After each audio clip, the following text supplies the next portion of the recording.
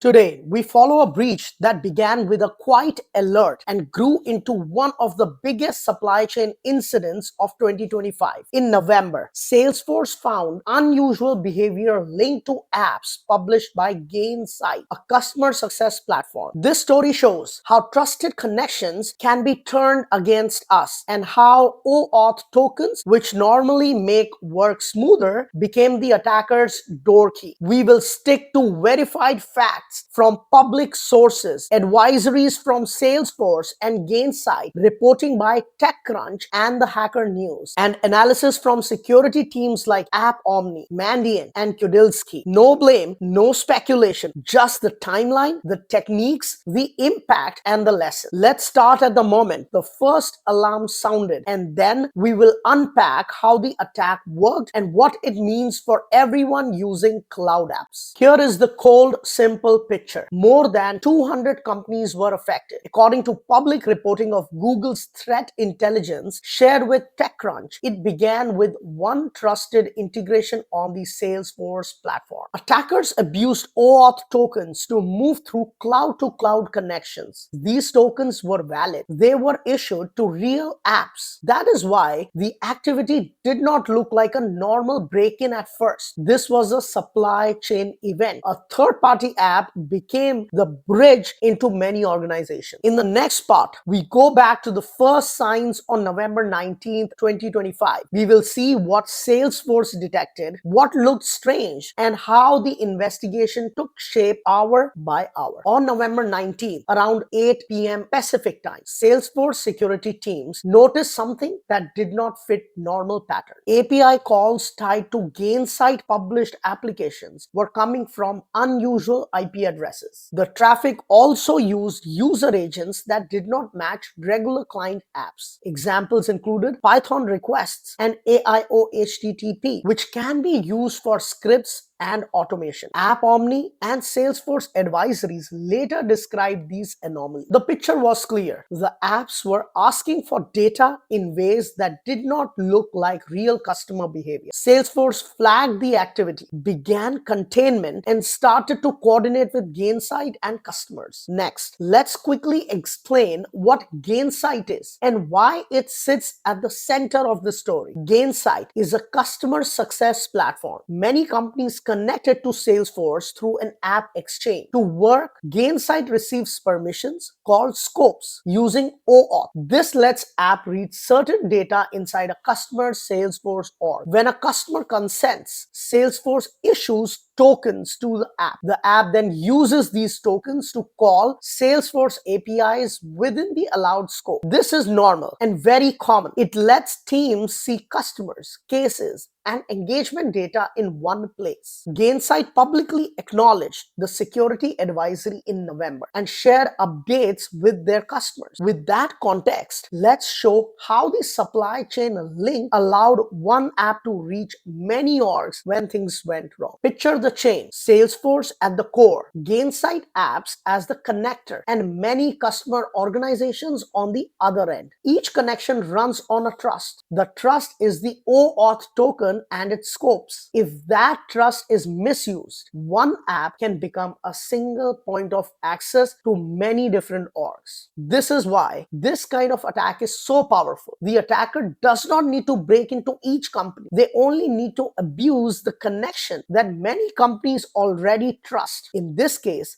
the focus is on tokens issued to Gainsight and how those tokens were used to make unexpected API calls. Next, we will revisit the signals that told defenders that something was off. Investigators saw spikes in API requests and patterns outside normal business hours. They also saw requests from IPs that were not typically for those customers. The user agents did not look standard Salesforce clients. Instead, they look like scripts, libraries, including Python requests and AIO HTTP. Salesforce advisories and AppOmni's analysis called out these signs. Each sign alone might be harmless. Together, they formed a clear picture. Automation was pulling data in a way that did not match real user activity. This led teams to ask, How did the attackers get in if passwords and multi-factor checks were not failing? The answer sits inside OAuth. Now let's break that down simply. OAuth tokens are like signed passes. If a trusted app holds a valid token, the API will honor it within its scope. Multi-factor stops bad logins, but it does not apply when a valid token is already in hand. Public analysis from WE Security and others describe this as token abuse at the resource level. The attackers did not need to break the login page.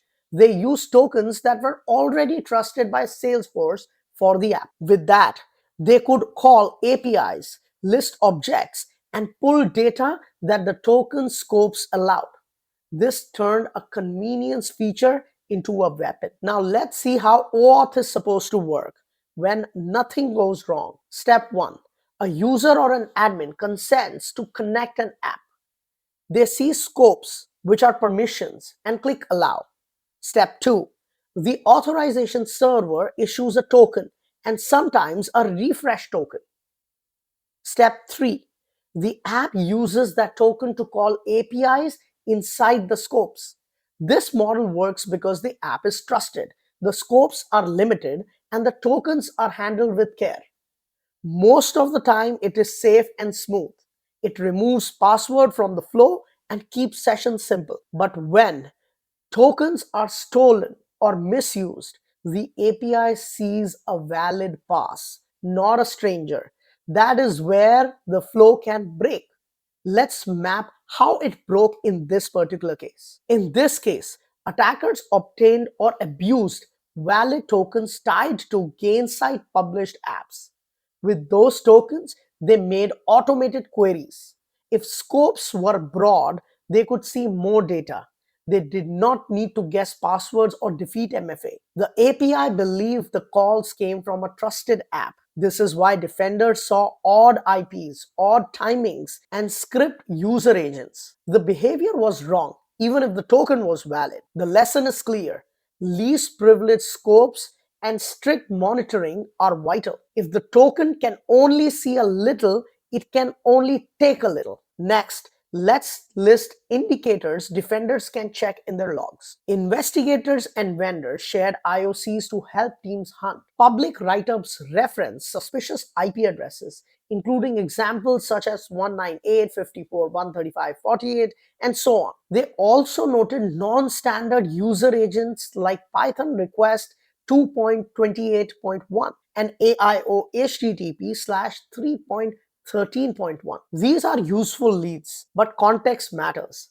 IPs can change and the user agents can be spoofed. Defenders should correlate these signs with timings, API endpoints called, and the specific OAuth app IDs that were involved. Sources for these IOCs include adversaries and analysis from Salesforce, Gainsight updates, and App Omni's guidance. Now let's connect the activity to common attacker techniques using the MITRE attack framework. We can map the activity to well-known techniques. First, T1550.001, use of valid tokens. This is the core OAuth token abuse. Next, T1078, valid accounts, because the tokens grant real authorized access, not forced entry. Then we see T1102, use of web services for command and control. The attackers use cloud APIs as their channel, hiding in plain sight. We also observe T1087, account discovery, enumerating orgs, users, or objects to find valuable data. Finally, T1041, exfiltration over C2, moving data out over the same trusted cloud connections.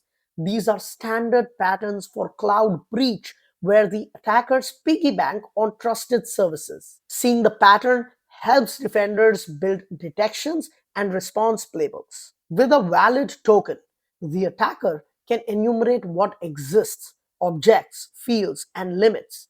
Then they run queries in Salesforce that can mean pulling contacts, accounts, or support case records, depending obviously on the scope. They make repeated API calls and export results in batches. It is cloud to cloud. The data leaves one SaaS and goes into another location the attacker controls. This is why traditional network perimeters do not stop it. The path is already trusted. The best defense is strict scope, behavioral monitoring, and fast revocation. Now that we have the method, let's talk about the suspects and what public sources reported. Public reports said that the group known as ShinyHunters claimed responsibility. Some sources also refer to related tracking names like UNC6240. The claim appeared in threat reporting covered by outlets, including the Hacker News and TechCrunch. Our role here is to state what was reported,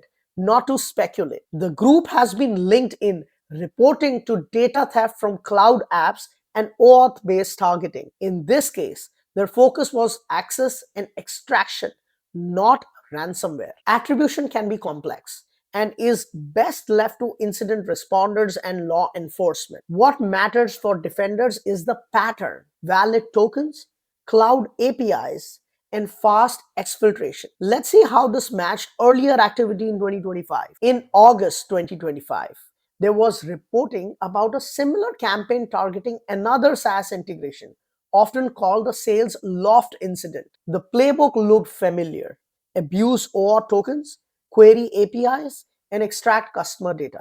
TechCrunch and other outlets noted the connection in tactics.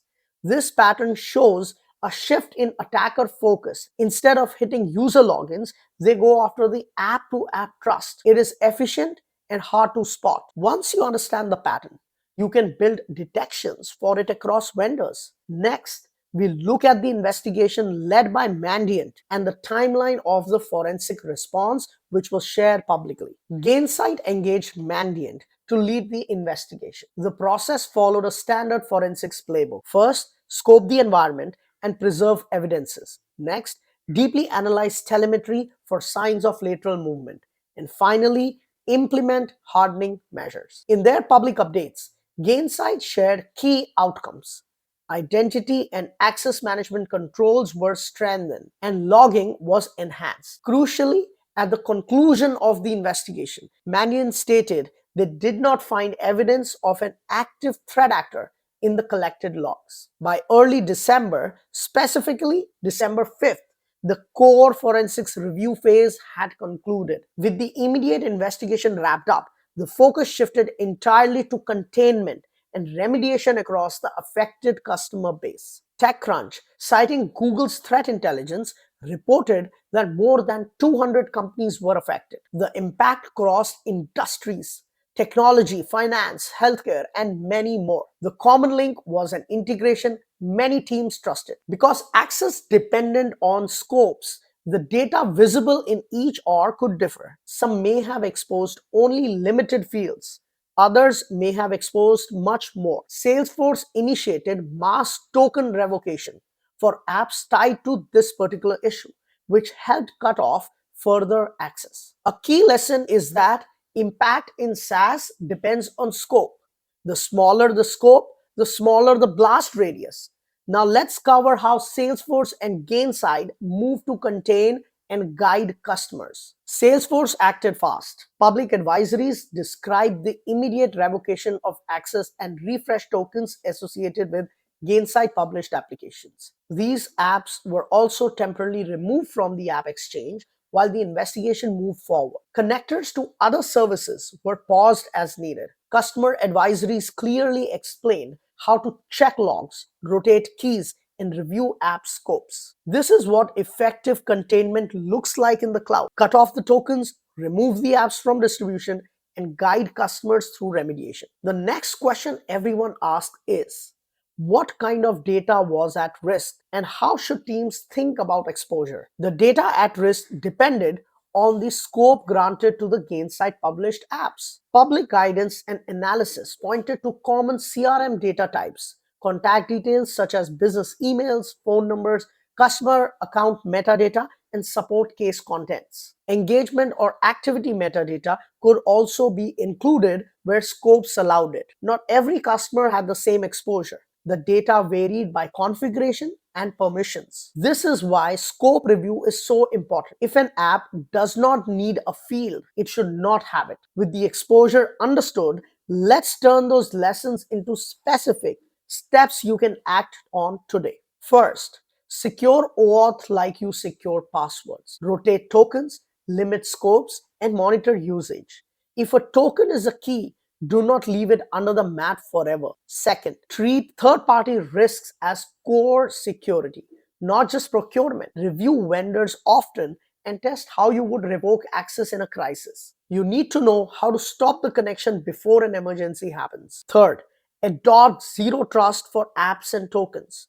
Trust is not a one-time decision. Verify every request with context, where it came from, when it happened, and which app actually made it. These lessons come straight from this incident's pattern. They are practical and can be applied across your SaaS stack. Now we'll turn those lessons into a defense checklist you can start using right away. Start with inventory. List every connected app in your SaaS platform. Then review their permissions, which are called scopes, and remove anything which is not needed. Immediately rotate all credentials and tokens for the affected integration. Make this rotation a regular habit going forward, like spikes late at night, unusual IP addresses, or user agents that look like scripts. Where possible, use IP allow list for high privilege accounts.